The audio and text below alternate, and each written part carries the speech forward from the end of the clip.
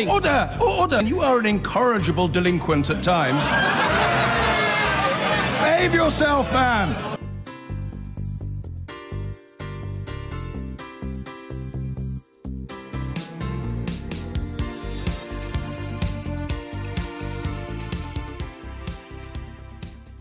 Now, the urgent demand for more homes has been underlined by the latest government figures. The number of homeless households went up 6% between June and September this year.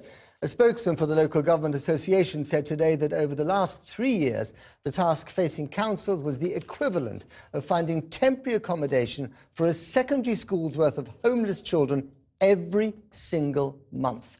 Paul McNamara is in Wrexham now for us. Paul. Yeah, good evening, Matt, from a wet and windy and cold Wrexham. We've been here this evening just around the corner at an outdoor soup kitchen provided entirely by volunteers. Now, you'll hear more about that next week. It's just one of the films in a special week-long series here on Channel 4 News about homelessness. But for the last few days, we've been in Stafford, which has had some of the worst weather in the whole of the country. Absolutely freezing temperatures. When it hasn't been snowing, it's been raining. Pretty much the worst conditions to be a rough sleeper. We've been out with them for the last few nights, listening to what they have to say and hearing from the people that help them. On nights like this, Will is at his busiest. Just be aware of. But this is the sort of place that would be secure. It's out, it's not visual to the public, because unfortunately some of our friends have been attacked, urinated on. His charity provides shelter to the homeless and vulnerable 2 days a week. But as we discovered, in reality, it's a 24/7 job. How many nights do you find yourself walking the streets? A lot. The people Will wants to check on aren't hard to find. It's Will. Right, Will, it's John. John. Yeah, what? Are you all right? Yeah, I've been here. John has a history of substance abuse. Well, I went from like using needles onto foil and then just packing it up and staying on the methadone. So methadone is a replacement. Yeah. So but I want to go into the Subutex, so then if I'm tempted to use, it's a blocker. Yeah. And it won't allow me to use. People like John present a problem for Stafford Borough Council. They say that when the weather gets this bad, they'll put on extra provisions. So if there isn't enough room in homeless shelters for rough sleepers, they'll allow them into bed and breakfast. But there's one caveat. They also have to worry about the safeguarding of other people in those B&Bs. So people like John, people with a history of substance abuse and some of the most vulnerable, can't be admitted. And some are more vulnerable than others. On this night, one of the people Will helps tried to take her own life. So I got a call from the individual who was in the toilet saying that she'd done something stupid. I just told her to stay calm, that there was an ambulance on the way and I'd be there as soon as I could. What sort of state was she in on the phone? Highly emotional, as you can imagine, and just tearful and just, you know, just desperate, really, just saying, you know, I've done something stupid, I'm really sorry, I'm really sorry. We're not going to be able to sort anything too loud. These hands belong to that lady.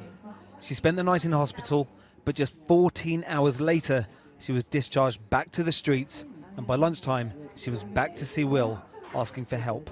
Is the biggest priority. Somewhere to stay, isn't it? So it's a house or a flat or accommodation, isn't it? Out of the weather. Last night, the authorities did find her somewhere warm to sleep. Will hopes it's the first night of many. So don't let me down. In 7 years' time, when we're celebrating our 14th year, you will be our guest of honour. Paul McNamara reporting. Let's come back here to British politics. George Eustice, why has homelessness and rough sleeping risen by so much under your government? Well, look, there's been a long-standing challenge here. Frankly, we've not been building enough homes, but as the Prime Minister pointed out last year for the first time, we've seen it go above the 200,000, up to 217,000. That's the highest it's been for a very long time. And this is something the Prime Minister is personally very passionate about. As she said, we've committed £1 billion to this. She's set an objective of halving rough sleeping. Right, but the passion isn't helping homeless people. There are now 77,000 more homeless households living in temporary accommodation than 2010. It's a rise of 60%. Why? We need to be building more homes. We've got a rising population, and also sometimes when you have rough sleeping, there are wider issues other than just availability. Rough sleeping is another issue. Rough sleeping in England has gone up from 1,700 to over 4,000 last year. Right. That's a much bigger rise than 60%. And that's at the extreme end of that. That's the kind of brutal definition of homelessness. And that can be, though, affected by things such as drug and alcohol problems. Of course, but let's stick to the 77,000 families who are now living in temporary accommodation. The increase in that, 60% up. These families include 124,000 children.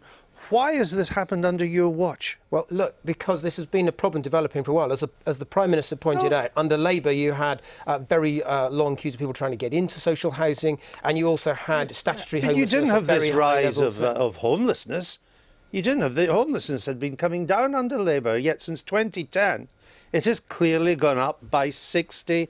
60%, including 124,000 children. What happened to caring for the just about managing? What matters is the action you're taking on this, and that's why this was a major priority in the budget. It's why the Prime Minister set out that she's going to target £1 billion towards this challenge. It's a real personal priority for her. What matters is that there are 77,000 households in temporary accommodation in England alone, a rise of 60% since March 2020, covering 120,000 children, an increase of 73% since March 2011. That's what matters, I would suggest. And what matters is what you're doing about that, and that is fundamentally we have to be building more homes. And over the last year, we've seen house building go above 200,000 for the first time in a very long time. 217,000 is the highest it's been for decades. Actually, it's not the highest it's been for decades. I've got the figures here. There were 2 years. In 07, 08, before the crash, it was higher. But the point is we are starting to address this issue, and the Prime Minister's made clear. We've run out of time, but I need you to have just say something. Go on. For fairness. What? That we would do a great job. We'd do much better than this government is doing. That homelessness declined dramatically under the Labour government. Well, How about that? It declined dramatically? It did. Your house building record was pretty poor. But homelessness declined because what we built was what was needed. 3 Eastern European men who faced being deported from the UK after being found sleeping rough have won a High Court battle with the government. A judge ruled that the policy enforced by the Home Office was unlawful. Campaigners say the decision will affect hundreds of other rough sleepers facing removal. As Frankie McCamley now reports. Sheltering from the cold, sleeping on park benches and taking cover in doorways, homelessness has been on the rise in the UK for years. It's a position Valazar found himself in after moving from Bulgaria in the hope of a job and a better life.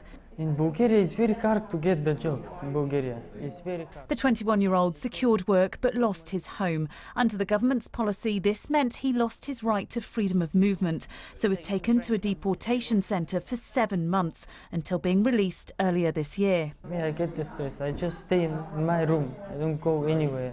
I just stay in my room. I'm very stressed for 7 months. I just think my life is finished. Today, the High Court ruled that this policy of removing EU citizens is unlawful. Mrs Justice Lang said the measure brought in last year was discriminatory and contrary to EU law.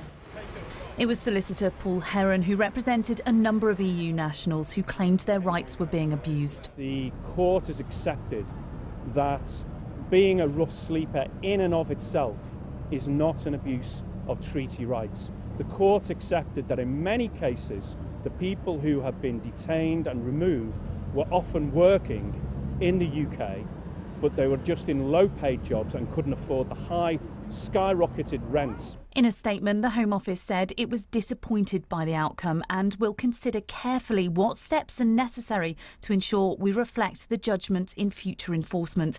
It's not clear how many rough sleepers there are nationwide, but in London, where the policy was trialled, numbers have fallen in the past few months, with a significant drop in those from Eastern Europe.